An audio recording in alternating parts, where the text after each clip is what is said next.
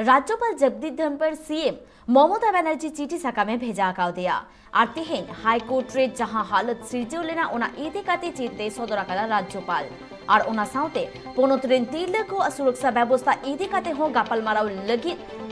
लगती काना मेंते लेकेदा राज्यपाल तेहेन वेस्ट बेंगल पोनोतरेन राज्यपाल जगदीप धनखड़ वेस्ट बेंगल शिरोमंत्री ममता बनर्जी चिठी साकामे भेजा आकाव दिया और मेना कदा जे वेस्ट बेंगल पोनोतरे जहां लेका हालत सिरजेवा काना ओना बाबते गापल माराव लगती काना साउते तिरले को सुरक्षा बाबते हो गापल माराव लगती काना साउते तेहेन जहां कोलकाता हाईकोर्ट रे हालत सिरजेव लेन ताहे काना नुआ बाबते हो चिंते सदर आकादा राज्यपाल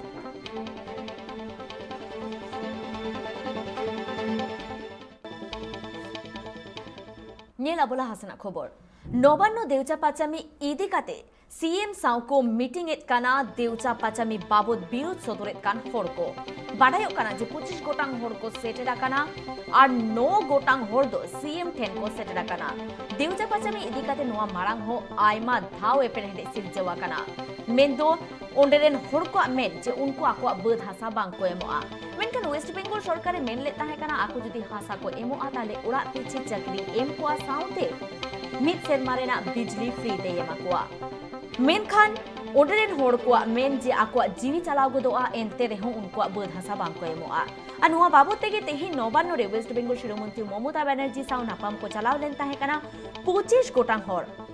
और उनको मुद्रे 9 गोटांग हर दो सीएम ठेन को सेटेरा काना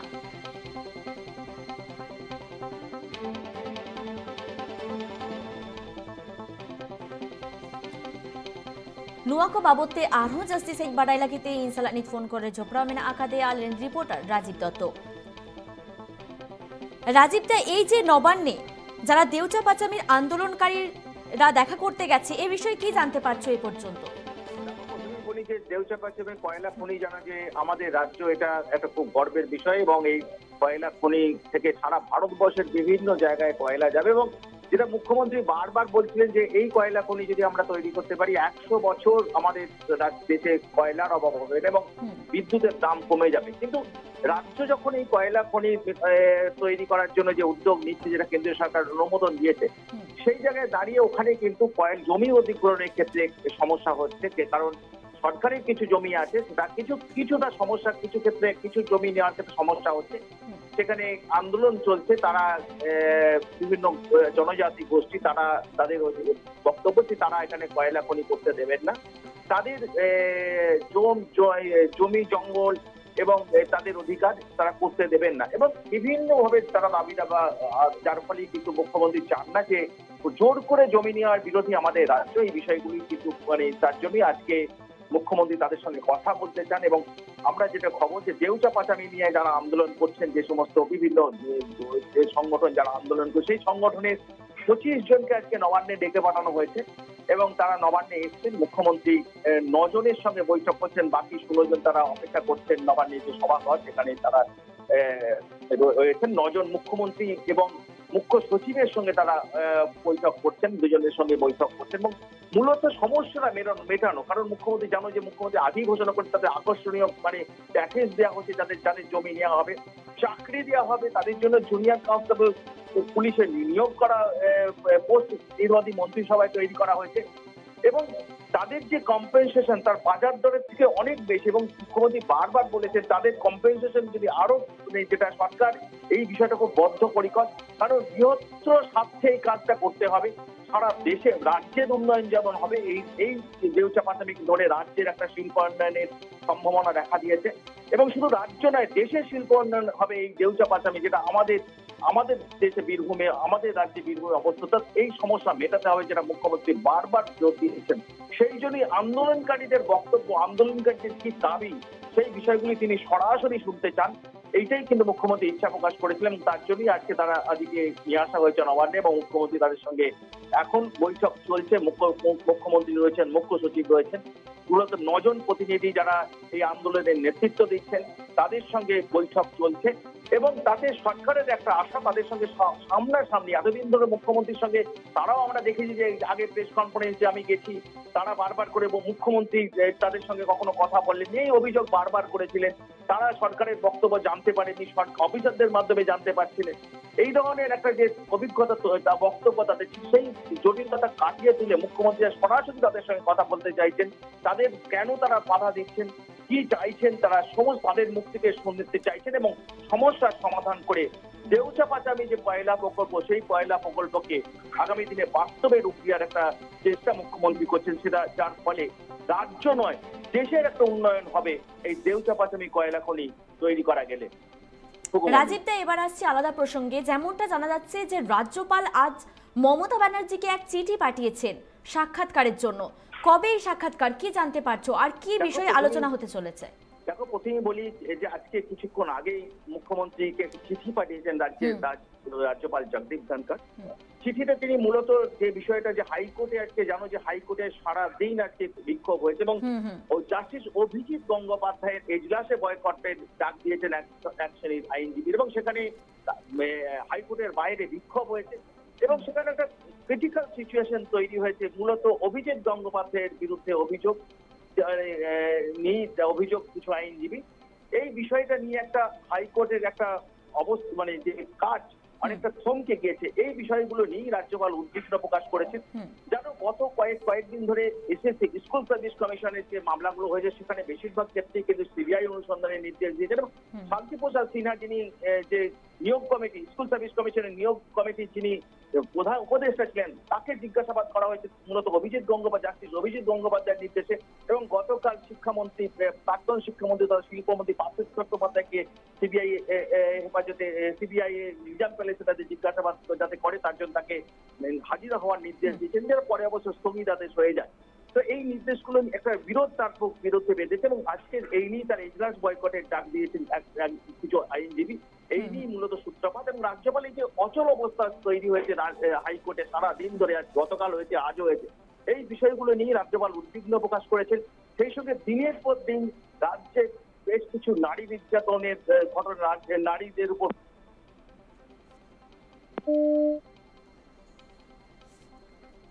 ধন্যবাদ রাজীব দা তোমায়। Abu jahaleka bon badai ke a je ponotri jahaleka halat sirjak kana mendo tirlak chetan re jahaleka nahachar huyuk kana noa babote rajyopal Jagdeep Dhankore monei a je West Bengal Shiromantri Mamata Banerjee sao gapal marao ekalke lakti kana ina begor ho SSC mamla idikate tehi High Court re jaha halat sirjaulen tahe kana mendo jaha tin আইনজীবী ko mena akat ko unku akwa biro sodor kami horatonge ko do hole tahe kana আর নোয়া court চত্বরে যাহা ঘটন সিরিজেউলেন তাহে কানা নোয়া বাবদ তেহ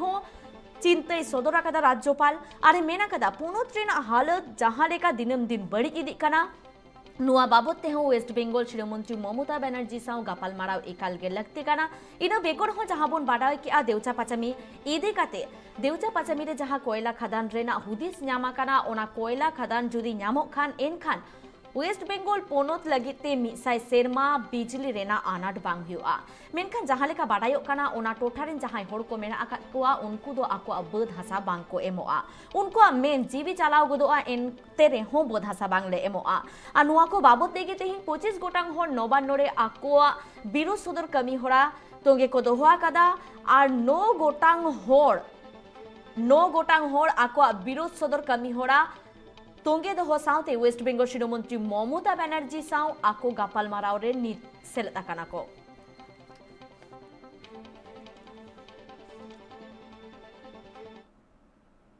নিতবন নেলকা লেগে টিম সেরেন spokesperson Kunal Ghosh library মেন আকাদেয়া আচেতে মেনেদা চলবন আচমকা লেগে যদি অধিকাংশ মানুষ তৃণমূল সমর্থক হন বা তৃণমূলের পক্ষে হন তাহলে অরাজনৈতিক সামাজিক ঘটনার সঙ্গে তার রাজনৈতিক পরিচয় মিলিয়ে যদি দলকে কালিমালিপ্ত করার চেষ্টা হয় সেটা ঠিক নয় বলে মুখ্যমন্ত্রী বলেছেন মুখ্যমন্ত্রী কোথাও তদন্ত প্রভাবিত করার চেষ্টা করেননি বগটুয়ের পর আবার হাসখালিকাণ্ডেও বিজেপি ফ্যাক্ট ফাইন্ডিং কমিটি সদস্যের কমিটি এইখানে আমি বলতে চাই যে বিজেপি এই যে হাসখালিতে ফ্যাক্ট ফাইন্ডিং কমিটি বলে একটি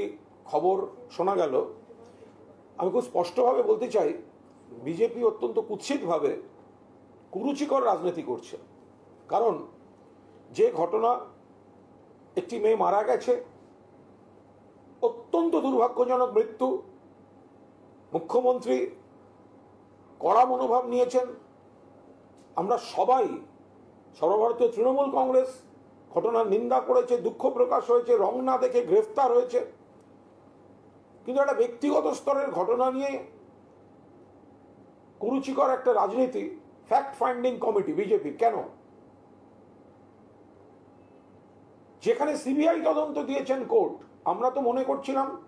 পুলিশ যথাযথ তদন্ত করছেন, তা সত্ত্বেও মহামান্য কোর্ট সিবিআই দিয়েছেন। তো কোর্ট সিবিআই দিয়েছেন, আদালত সিবিআই দিয়েছেন, আর বিজেপি আলাদা ফ্যাক্ট ফাইন্ডিং কমিটি করছে, তাহলে সিবিআই এর উপর আস্থা নেই? এতদিন তো সব জায়গায় সিবিআই চাই শুনি, তাহলে সিবিআই হয়ে যাওয়ার পর কি করে আবার ফ্যাক্ট ফাইন্ডিং কমিটি দলের হয়? তার মানে বিজেপিও জানে যে ঘটনাটিতে অন্য কোনো কিছু নেই, রাজ্য পুলিশ যেভাবে এগোচ্ছিল সঠিক,